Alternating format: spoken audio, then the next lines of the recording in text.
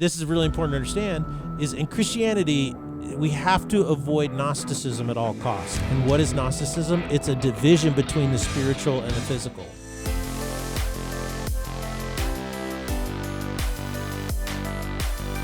Welcome to the Salty Pastor Podcast, a podcast designed to coach you up in your faith. Coach. The more you know, the more you grow. Oh, yeah. The importance of growing your faith is more critical now than ever. And the goal of the Salty Pastor Podcast is to coach you in your faith. Mm-hmm. Every Tuesday, we focus on what the Bible actually says and what it means. We do this by focusing on the context, the cultural context, the historical context, and the philosophical context. We also focus on the literary context, simply meaning that we use the surrounding text as the first step in understanding what is being written and what it actually means. Mm-hmm. Our hope is that you will learn these tools for yourself so that you might investigate the scriptures on your own. Then on Thursdays, we focus on how to apply these biblical principles to our own lives and the world around us. My name is Jesse Maher. I'll be your host, and we can't do this without the one, the only, the Salty Pastor himself, Dr. Douglas Peake. Here I am, everybody. So good to be with you. Can't believe that we're almost done with January in the year of 2024. Pretty amazing. So we got a great year planned for you. We're going to be doing some brand new things. We're going to go down some brand new roadways, alleyways, pathways. We're going to climb new heights. We're going to do all kinds of things. So glad you're with us. Adventure. It's going to be a great adventure this year. A lot of new things that we're going to look into, things that are really apropos or really applicable to our world today. And so like and subscribe, jump over on YouTube and like and subscribe. We're trying to get that up. It's been growing slowly, but we need your support. So Glad you're here with us and glad you're joining us for the Salty Pastor Podcast. And I got to say, we're doing something a little different over the next 8 weeks here on the Salty Pastor. Foothills Christian Church is embarking on a new series titled Weeds in My Garden. And the church is going to be focusing on mental health. This series is an outreach to our community and people who are searching for answers in a world that's lost its way. We're trying to bring honesty about this conversation. So the Salty Pastor is going to focus on the same thing. Our hope is to have honest conversations about mental health and why it's such a growing issue in our society today. So my first question for the Salty Pastor is, why would a church ever want to do something like this? Well, I think there's three main reasons why. They're all biblical, First and foremost, in Matthew chapter 28, Jesus says, go to all nations. Mm-hmm. And so the Greek for that is called panta to ethna. And the word ethna is the word in Greek where we get ethnic from. Mm-hmm. Now, that refers to, ethnicity refers to maybe like your skin or the area, color of your skin or the area you grew up, but it's also your culture, your way of doing life, so to speak. And basically, Jesus says, I want you to go to all of these different ethnicities, all these different cultures, all these different societies. Not just the people that look and think like you. Exactly. We want to go cross-cultural every way we can and introduce them to me, right, to become my disciples. So oftentimes we as followers of Christ are called to go into different lands, strange lands. That you look back at the history of Christianity and how it has been willing to go into other cultures and be cross-cultural is unlike any other experience, because most of the time culture changes in only one way, and that's through conquering. Yeah. They go in, they conquer and force people and kill people who don't agree with them. Whereas Christianity was the exact opposite, and that's what makes it so unique. And so it would go in, we'll talk more about this later. It respects the forms of the culture. It doesn't accept all of them, but it respects them enough to then interpret the propositional truths of Jesus. So this is an area that is happening, that's being carved out in our world. It's a new area. It's becoming more important. There's an entire culture that we need to understand, and we're called to go. And so I think that's the first reason why we need to dig into a series on mental health. Number two, there's the cultural shift. Like I was just talking about how you go into culture. Well, it's based on 1 Corinthians 9, verse 19, where Paul says the following: though I am free from all people, right? So he said, I'm free from the expectations of people. I'm free from the requirements of people. the control and manipulation of people. I belong to Jesus and him alone. My only allegiance is to him. He says, even though I'm free from all people, I have made myself a slave to all so that I may gain more. Now listen to what he says about the culture. To the Jews, I became as a Jew so that I might gain Jews. To those who are under the law, I became as one under the law, though not being under the law myself, so that I might gain those who are under the law. To those who are without the law, I became as one without the law, though not being without the law of God, but under the law of Christ, so that I may gain those who are without the law. To the weak, I became weak, to that I might gain the weak. I become all things to all people, so that I may by all means save some. I do all things for the sake of the gospel, so that I may become a fellow partaker of it. And so notice how he's saying, I'm willing to become like these different cultures and these different groups. I'm willing to adapt. I am willing to adapt. And so we have an entire culture now of people that are dealing with mental health issues, right? There's an entire economy that revolves around it. And there's investment in it to help this. And so I think that what we need to do is we're called to go in and understand. If nothing else, just understand. And so we're called to do that. Why? So that we can win people to Christ. That's our goal. And this is a side note. This, like I said earlier, is that because Christianity goes in and respects the forms of a culture, right? It has been able to penetrate cultures and then preach the propositional truth of the gospel in the cultural norms so that people really understand them, and then the culture can transform. And so I think the thing is that it's very important that we go into this culture with open hearts to understand it, right? And then adopt some of the forms of that culture, not ones that contradict the gospel, but we need to understand the forms and the language so that we can proclaim the immutable gospel of Christ and see them come together. That's one reason why Christianity is so different than other religions. All other religions, as you said earlier, they conquer. That's how they force it on other people. Whereas Christianity is the opposite. It transforms a culture from the inside out. And what's interesting is that this works on massive scales, right? But it also works on an individual scale. Right. Have you ever noticed that? Is that when people say come to Christ, they don't say, well, if you want to become a Christian, you're going to have to get a haircut, you're going to have to change your diet, you're going to have to wear these clothes, listen to this music, and you're going to have to stop doing that. You're going to have to stop smoking, drinking, chewing, and going with girls who do. You're going to have to stop this, you're going to have to stop that, and then you can become a Christian. It doesn't work that way, does it? In a lot of ways, it says, come to know Christ, right? And then let him transform you from the inside out. Is kind of the principle there. So now, our culture is completely focused on this issue, so the key is to enter into it without jumping on some sort of bandwagon, right? We don't do that. We've talked about that before, but that can't stop us from entering into it and understanding it.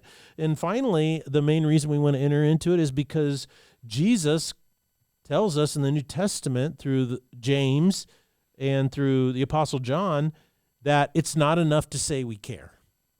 You can't just say you care. You've actually got to do something tangible that makes a difference, right? In James chapter 2, verse 14, James says, what use is it, my brothers and sisters, if someone says he has faith, but he has no deeds or no work? Can that faith save him? If a brother or sister is without clothing and in need of daily food, and one of you says to him, go in peace, be warm, and be filled, yet you do not give them what is necessary for their body, what use is that? In the same way, faith also, if it has no works, is dead, being by itself. So you notice what James says here. The principle is, most importantly, is he says, if you say, be warm and filled, what is the person in need, right? They need to be warm. They need clothing or shelter, right? They need food, so be filled. So you're saying, be full and be okay, but then you don't give them food or clothing or shelter, then that just makes you look like can I say this on Cell Pastor? It makes you look like an idiot. Yeah. And yet our culture has become masters at this. Right. Well, I don't know. I'll pick on this for a minute. The people who get together at climate conferences, to talk about how everybody needs to curtail their CO2 emissions, and they fly jets to get there. Yes. That's a perfect example of what James here is talking about from 2,000 years ago. The other thing that's interesting is 1 John 3:16 says this, we know love by this, that Christ laid down his life for us. We ought to lay down our lives for our brothers and sisters.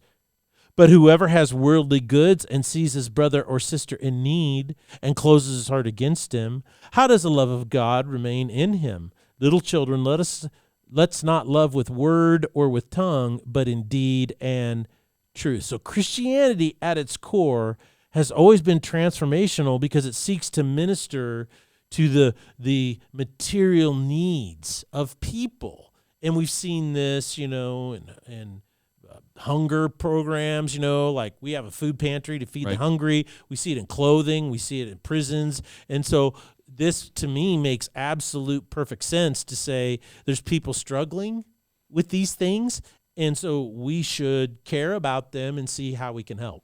Yeah, I think it's super important to understand this isn't just, a bandwagon movement of, well, everyone else is in the world is talking about mental health. This is, we're going and seeing a need, and we're trying to reach the people that are in need. I loved when you were talking about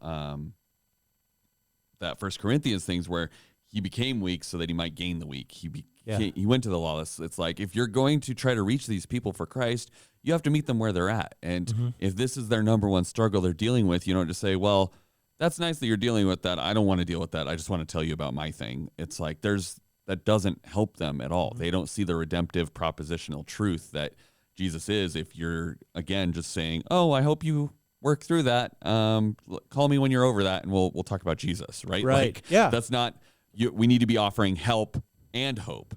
That Together. You can't just do one, right? It needs to be both. Needs to be both. So when we're going to wade into these uncharted waters here at Foothills, talk to me about how we're planning on navigating them. Well, I think, more than anything else, we need to be really aware of what is going on. And so I think, we don't want to jump on a bandwagon. That's very important. And anybody who's listened to Salty Pastor for any amount of time says we always enter into these things. Honestly, we tend to be research driven. We are propositional truth driven. And so, as with any and all of these situations, you have so many people that are dealing with this in a real way, right? But then you'll always have charlatans on the outskirts of it that, use the pain of people to manipulate them, take advantage of them. And then some people will use what other people are going through and try to mirror that in their life to get attention. We go in, we're totally aware of all this. And so we have to actually go in and say, okay, first let's assess what's really going on. And the stats, I think, are pretty clear. Whereas most diseases, most ailments, even, recovery times for physical traumas, car wrecks and accidents and stuff like that, are all going down. Cancer mitigation has been just phenomenal over the last 20 years. Survivability rates have gone through the roof because they've gotten so good at treating cancer, heart disease issues, a lot of these things, you think, gosh, just even basic antibiotics. And you think so all of these things in health industry, our health industry is getting better and better, are going down, down, down, down, down, except for one thing. The prices of those things? Yeah. Funny, love it. Yeah, well, the one area, mental health issues are going up. And so the question is, why is that? And especially among younger generations. 1 in 5 of all adults, a full 20%, are going to deal with a severe mental health crisis in their life. According to the National Institute of Health, 32% of adolescents deal with anxiety disorder. Not just, but anxiety disorder. That's 1 out of 3. Right? According to the Census Bureau's Household Pulse Survey, 50%, so 1 out of 2, 18 to 24-year-olds report dealing with anxiety and or depression. 50%, 18 to 24-year-olds. Finally, the American Psychological Association reports 20% of teens have seriously considered suicide. And according to the Centers for Disease Control, the CDC, Suicide is the second leading cause of death among 14 to 18-year-olds. These numbers show this is a real problem, right, for a lot of people.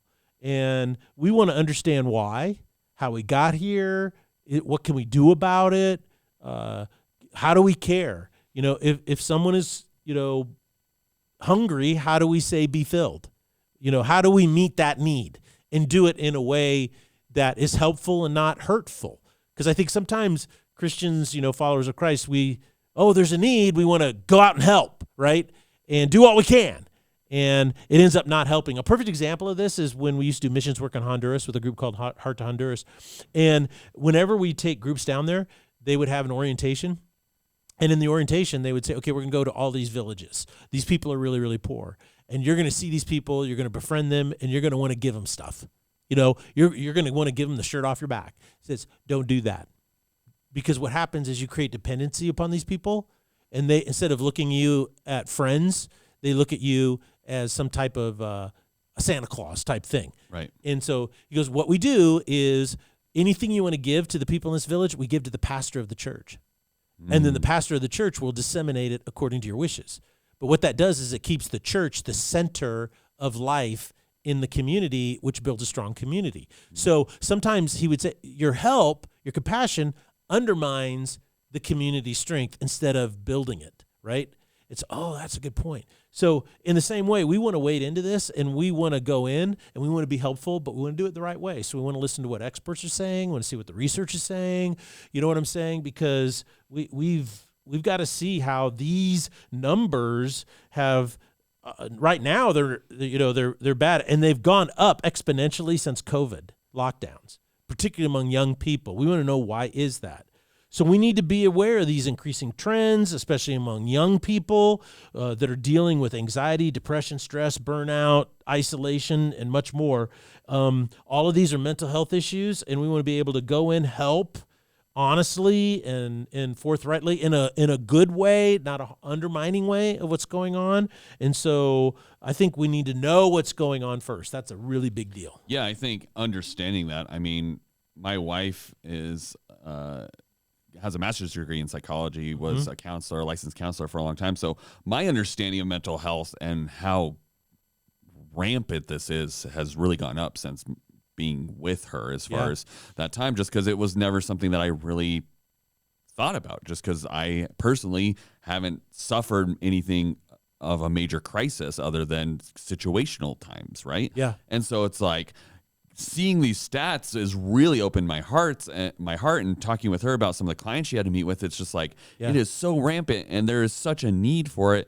And in some aspects of it, the church is perfectly positioned to help these people. And then if they're not positioned to do it, they're positioned to help them find the resources they need, right? Like, and be part of the solution rather than just, like you said, oh, well, that's nice that you're dealing with that. Let me know when you got that all figured out, and then we'll talk, right? Yeah.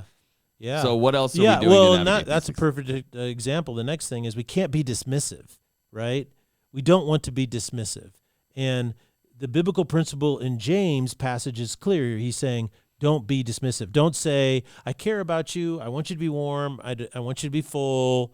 Go in peace. It's like, okay, that's just being dismissive. That's what today the term is, that's virtue signaling. That's saying you care about something and then you don't do diddly squat about it, right? So don't say you care if you're not willing to, at the very least, make some effort in your immediate circle. So the point is, dismissiveness is bad, right? So don't be dismissive of real need people are struggling with in their lives. And some of the ways that we can be dismissive is, like you said, we can ignore, say, well, you get that taken out and then I'll talk to you about Jesus when you're fine. Well, that's called ignoring. Another way we're dismissive is what we call platitudes, right?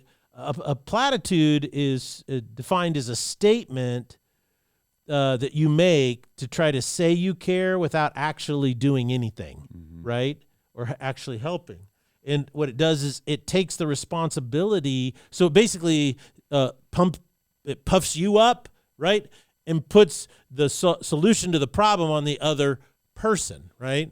And say, well, you're not succeeding in this area of your life because you haven't done something, right? One of the most common platitudes that happen are the issue is, well, you just haven't prayed enough about it, right?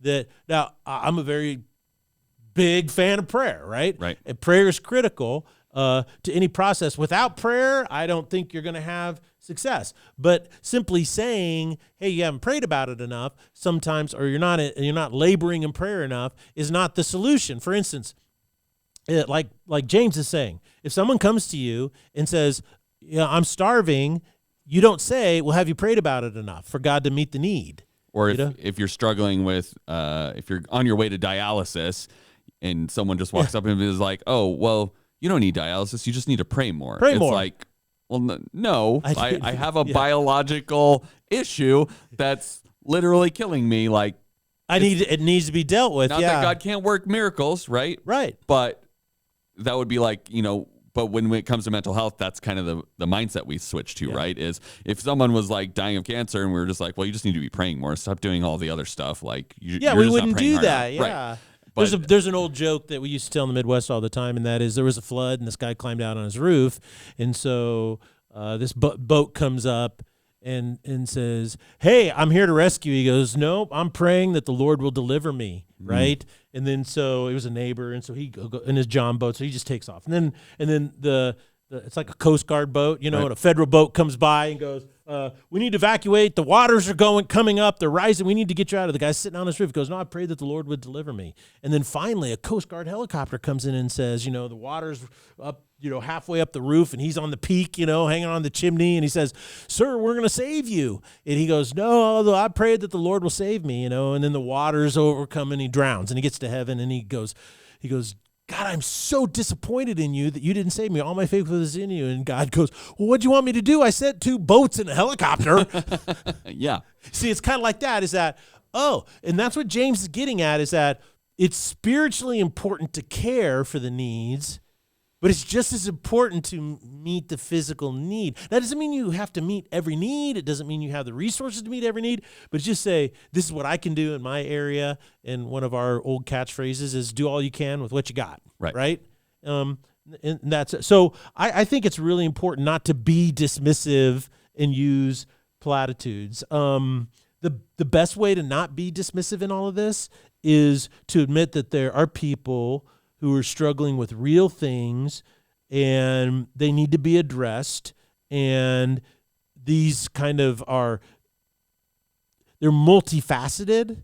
So yes, there is a spiritual need. Prayer is critical, but there's also a biological need, right? There can be a mental or an emotional need, right, that needs to be addressed, and sometimes even physical, right? Like chemical imbalances, Right. I think it's important to understand, like, schizophrenia is a real thing, right? And you could put somebody on lithium, right, and they'll be fine. So there's a very specific chemical, physical issue that can be addressed through treatment, right? So anyway, long and short of it, I think it's important not to be dismissive, keep our eyes open, and be honest, and say, okay, we want to come in, we want to help in a way that actually helps and doesn't hurt. Well, and I think the key word you use there is honesty, right? Like, I think it's super easy to, one, like you said, just be like, well, those things, they just need to work through it or be dismissive. Yeah. But also understanding that even in the church, there's a lot of people struggling with this stuff. I think it's really easy to forget that you look around in the auditorium on a Sunday, there's going to be 1 in 5 people. This is not a 1 in 5 people outside of the church struggle with mental health issues. Yeah. It's 1 in 5 people. Yeah.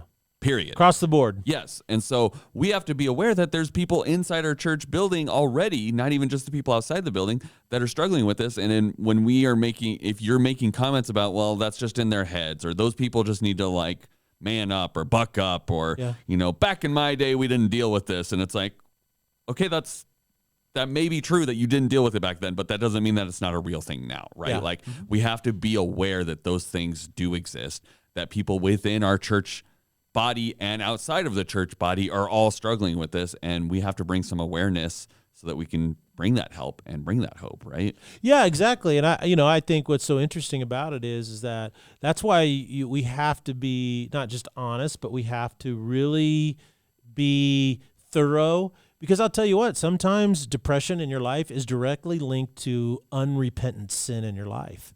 You know, and there's no pill that's going to fix that. There's no therapy that's going to fix that until you come to Jesus and deal with that in the right way. Some mental health issues are purely spiritual. But then there's also, this is really important to understand, is in Christianity, we have to avoid Gnosticism at all cost. And what is Gnosticism? It's a division between the spiritual and the physical, right?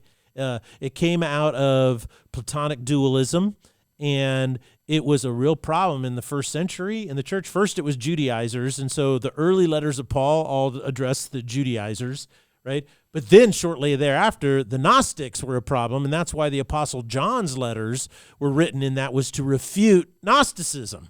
And it's really important is that when I say, if I'm a Gnostic, I say, well, your problem is spiritual, then what I'm going to say is it's 100% spiritual, has no physical manifestation in your life.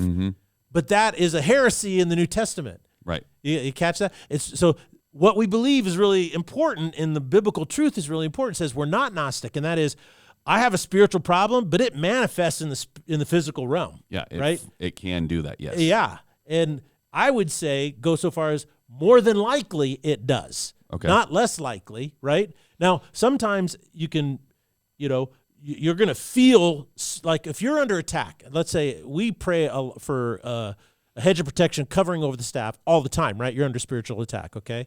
And so you know what a spiritual attack feels like. Those happen to you. Do those have any manifestations in your life in the physical world? Absolutely. Yeah, that's how you know you're under attack. Right. Right?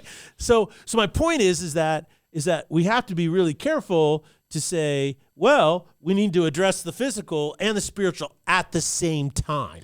Well, and I think something you and I have talked about as we were preparing for this series is, every mental health issue has a spiritual component to it, but not every mental health issue is purely spiritual. Right. Does that make sense? So it's like you said, the schizophrenia is probably not a purely spiritual thing. There's some sort of chemical imbalance causing those things. And so there's a physical aspect to it, but there's also a spiritual aspect to it, right? Yeah. There's no division between those two. You are spiritual and physical, and you will experience, things will cross over back and forth. Yeah, and I think the issue here is it's a principle called streamlining causal distinctions. And people are like, what in the world are you talking about? You're using big words, Pastor. You streamline causal distinctions, and that is that every problem, every cancer, every disease, every tsunami that kills innocent children is a spiritual problem, right? And the cause of it was the fall of Adam and Eve that cursed the world with sin and allowed Satan to do his thing. Right. So from one standpoint, you could say, yeah, schizophrenia is caused by the spiritual fall of Adam and Eve, right? But the issue, though, is what people do is they streamline that. And what that means basically is you jump over all the intermediate causal steps. Okay. Right. And the way you illustrate it is like this, is that a woman is on trial for killing her husband, right? And the prosecutor says, you've been charged with killing your husband. And she says, I plead innocent. I didn't do it. She's on the stand. And he basically says, well, number one, did you buy the cyanide? Yes. Did you put the cyanide in his coffee? Yes. Did you put it in front of him to drink it? Yes. Did he drink it? Yes. Did he die from the cyanide? Yes. See, we don't put all those causal steps in. We just streamline all of them and say she killed her husband. Right. Right? Does that make sense? Yes. And so in the same way, in a really broad, super general sense, that's true. But the thing is that if you streamline causal distinctions, then what happens is you're dismissive of the real need, right? And it's, what is the need for a person with schizophrenia, right, is what? A chemical imbalance, right? Well, you could say, well, that person has a chemical imbalance. Why, right? Because when their mother and father, there was a genetic anomaly, right? And say, okay, well, where did that genetic anomaly come back from? And then you have to track back through all of the ancestors, right? And then, and then you have to say, well, where was the original genetic anomaly come from? Well, it came from Adam and Eve. So, but that's kind of a moot point, right? That's a moot point when you're trying to help somebody with schizophrenia. Right. Does that make sense? Yes. Track it all back. What you want to do is you say, okay, let's try to treat this right now. Right. And then once their mind clears, then they can go. A movie was made about this called A Beautiful Mind. He was a Nobel Prize winning mathematician. And it's interesting because in order to do math, he couldn't take lithium. And so he had to train his brain not to listen to his own illusions. Right. Which is really quite remarkable. And so most people can't do that. Right. Right? And it's like when someone's hungry and they come to our food pantry, we don't ask them, well, have you learned how to grow food? What do we do is, well, we feed them, and then we go, okay, how can we help you get a job, right, be productive, set them up to for success. It's very similar to that. And so I think it's really important that we not be dismissive by streamlining causal distinctions. Right. Does that make sense? Yeah, absolutely. Okay. So, I mean, talk to me as we're kind of wrapping up. Are there any other things you want to utilize when we're navigating this? I think kind of setting the stage of how we're going to go about it is really important when that's kind of what we're doing today is like, hey, we're going to dive into these waters. Here's kind of the guide rails we're using while we're in these waters, right? Yeah. So were there any other guide rails you wanted to give us as we're swimming through this? Well, I think we need to be really honest and truthful about our exploration of this topic. We need to evaluate and analyze how we got here. Why have these numbers gone up so much after the COVID lockdowns? We have to find an honest answer to that question. I think that's one of the most beautiful things about Christianity in general is that historically, contrary to what you've been told or taught in school system, is that Christianity has always approached things honestly and open-minded. You know, over the centuries, people will point to critics and naysayers and accusers of Christianity. What's really fascinating is those points are actually irrelevant when you actually read the historical account because what actually ended up happening. A perfect example of this is chattel slavery. A lot of people say America needs to be torn down because it practiced chattel slavery in the 1800s. But actually that's irrelevant because everybody practiced chattel slavery, right?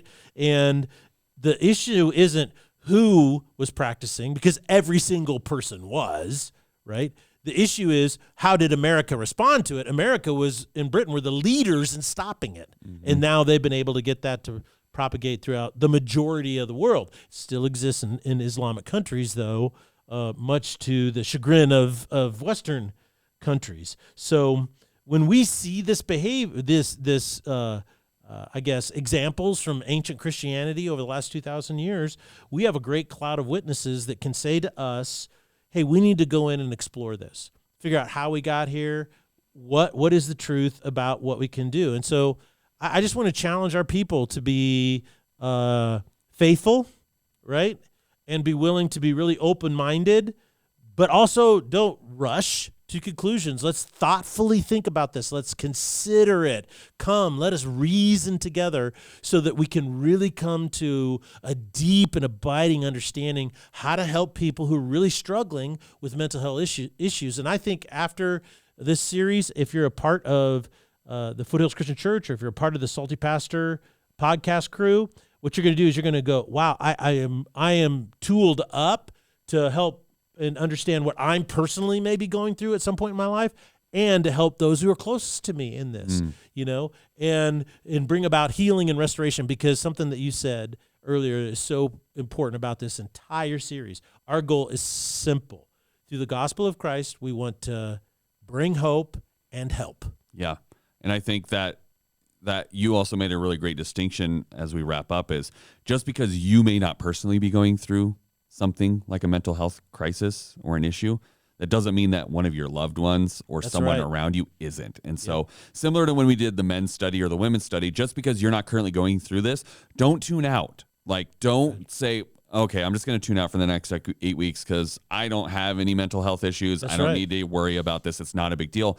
1 in 5. Yeah. 1 in 5 people are doing it. So that means of 5 people around you, 1 of them is going around it. And if 4 other people don't have it, it might be you, and you just haven't dealt with it yet. I think that's also. If you look around in your circle of close friends and everybody's normal, then you might be the one. It might be the one, and that's okay. It's okay to not be okay, and that's part of this too, is discovering what okay those to not things be are. okay. So I'm super excited for this series. I think it's going to be one of the most powerful things we talk about all year, outside of just the hope that Christ brings. But Yes. I mean, this bringing mental health awareness is going to be so important for Yes. how we can make a real, true impact in our culture today. So I'm excited for it. I think this is going to be great. Do you have any final challenges for the people as we go in?